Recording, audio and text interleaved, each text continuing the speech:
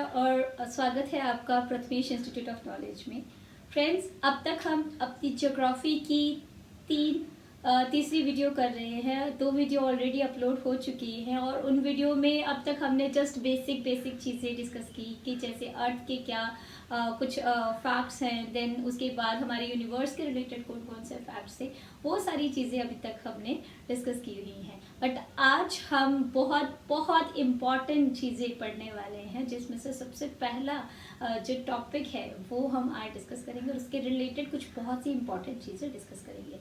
Okay, and for understanding the earth, for understanding the geography section, first of all हमें अर्थ का पूरा structure understand करना होगा। अगर हम वो चीज़ें समझ जाएंगे, उसके बाद बाकी के जितने सेक्शंस हैं, लाइक इंडिया का लोकेशन क्या है, देन हमारा टाइम जोन किस तरीके से निकाला जाता है, देन ज्योग्राफी से रिलेटेड बाकी चीज़ें लाइक सीजन्स कैसे फॉर्म होते हैं, या और भी बहुत सारी चीज़ें, वो सारी चीज़ें हम बहुत इजीली अंडरस्टैंड कर पाएंगे अगर हम पहले ये 2 चीज़ें बहुत अच्छे से ग्रास्प कर लेंगे।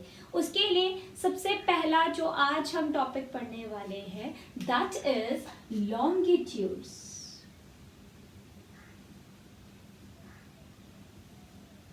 हम बाकी लोगों की तरह बहुत फास्ट ट्रैक पे नहीं चल रहे हैं, नो डाउट, बट जो भी चीज़ें हम पढ़ेंगे we will try to cover the little tiny things so that हमारा कोई भी पॉइंट मिस ना हो और किसी भी एग्जामिनेशन में हमें कुछ भी आ जाए तो हम तैयार रहने चाहिए उसके लिए।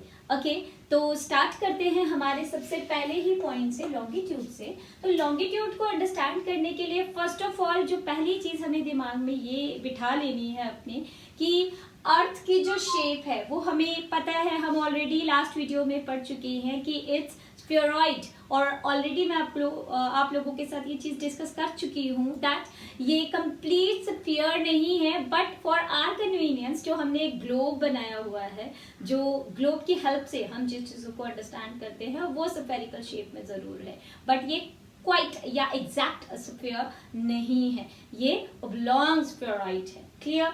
तो एक्चुअल में ऐसी कोई इमेजिनरी लाइंस नहीं है हमारे ग्लोब पे या हमारे अर्थ के ऊपर, तो लाइंस एक्चुअली है नहीं। हमारा अर्थ का ये शेप जरूर रहता है, बट हम अपने कन्वीनियंस के लिए क्या करते हैं, कुछ इमेजिनरी लाइंस उसके ऊपर ड्रॉ कर ली हुई हैं, चाहे वो ग्लोब के फॉर्म में हमने देखा हो या मैप के शेप पे हमने देखा हो, हमें कुछ ना कुछ इमेजिनरी लाइंस उसमें देखने को मिलती हैं। तो हमारे सामने हम क्योंकि लॉन्गिट्यूड्स को पढ़ने वाले हैं, दैट्स व्हाई हम लॉन्गिट्यूड्स में सबसे पहले लॉन्गिट्यूड्स के ही रिलेटेड सारी चीज़ों को अंडरस्टैंड करेंगे। सी, लॉन्गिट्यूड्स के लिए सबसे पहले हमारे पास जो सबसे बड़ा और मेन लॉन्गिट्यूड आता है वो है prime meridian.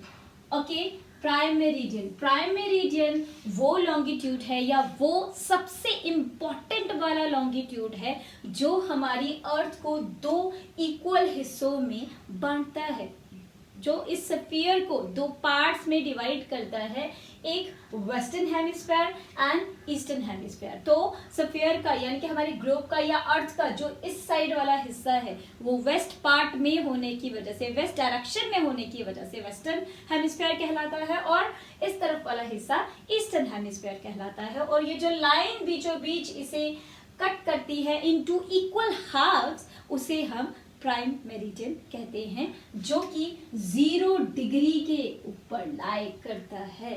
Okay, so next इसी मेरिडियन को बेस मानते हुए हम लोगों ने क्या किया है, ये जो हमारे ज्योग्राफी सेक्शन से डील करने वाले साइंटिस्ट हैं, उन लोगों ने क्या किया है, हमारे कन्वीनियंस के लिए इसके ऊपर कुछ इमेजिनरी लाइन जिनको हम लॉन्गिट्यूड्स कहते हैं वो ड्रॉ कर दी। अब ये लॉन्गिट्यूड्स कैसे ड्रॉ किए गए, ये जो हमारा प्राइम मेरिडियन है जो कि 0 डिग्री के ऊपर बेस्ड है, उसी को बेस मानते हुए इसके दोनों हाफ्स में, चाहे वो ईस्ट साइड की बात करें या वेस्ट साइड की बात करें, दोनों ही साइड में क्या किया गया है, कुछ इक्वल इंटरवल्स में लाइंस ड्रॉ की गई हैं जिनको लॉन्गिट्यूड्स कहते हैं, वन थिंग। और क्योंकि प्राइम मेरिडियन को बेस मान के ये लाइंस ड्रॉ की गई होती हैं, इसीलिए इन्हें मेरिडियंस भी कहा जाता है। पहला पॉइंट। दूसरा पॉइंट, ये जितने भी हैं क्योंकि ये ईस्ट वाली साइड है, इसलिए इनको डिग्रीज की हेल्प से मेजर किया जाता है। पहली चीज मैं आपको बता ही चुकी हूँ। लेकिन इनको किसको बेस मान के, जैसे हम किसी चीज को कैलकुलेट करते हैं तो किसी चीज का बेस, जैसे आज रेट बढ़ गए हैं या कम हो गए हैं, ये हम किसके बेस पे मानते हैं, पिछले साल के प्राइसेस के अकॉर्डिंगली। ठीक उसी तरीके से हम किसके अकॉर्डिंगली बोलेंगे कि ये 30 डिग्री ईस्ट है, 30 डिग्री वेस्ट है, वो किसके अकॉर्डिंगली, इस प्राइम मेरिडियन के बेस के अकॉर्डिंगली ही हम बता सकते हैं कि ये कितना डिग्री आगे है। तो हम क्या देखते हैं कि ये 30 डिग्री यहां तक, नेक्स्ट ये 60 डिग्री यहां तक, लेकिन कौन सा, ईस्ट। ठीक उसी तरीके से अगर आगे आगे हम मूव ऑन करते जाएंगे तो 90 डिग्री, इसी तरीके से 120, 150, और अगर हम इस ग्लोब के सेकेंड बैक साइड अगर चले जाएं तो 180 डिग्री का एंगल हमारे सामने नजर आएगा, यानी कि डिस्टेंस जो है ऑल ओवर वो हमें नजर आएगा। इसको और ज्यादा अच्छे से समझने के लिए हम इमेजिन करते हैं कि ये एक अर्थ है और ये ग्लोब है हमारे लिए। तो हम मानते हैं कि ये प्राइम मेरिडियन लाइन है, 0 डिग्री का लाइन है, और इस 0 डिग्री के अगर हम इस तरफ चले जाएं तो 15 डिग्री के गैप पे एक लॉन्गिट्यूड है, दूसरे 15 डिग्री के गैप पे नेक्स्ट लॉन्गिट्यूड है, नेक्स्ट पे नेक्स्ट। तो इसी तरीके से अगर हम इस 0 डिग्री वाले प्राइम मेरिडियन को बैक साइड पे ले जाएं, तो अगर बैक साइड पे ले जाएं तो ये डिग्रीज घूमते घूमते घूमते घूमते यहाँ तक आते आते हमारे पास कौन सा वाला डिग्री का लाइन आएगा, 180 डिग्री ईस्ट वाला लाइन आएगा, जो कि यहाँ से ईस्ट की तरफ जाते जाते हमें मिला। ठीक उसी तरीके से अगर हम इस 0 डिग्री के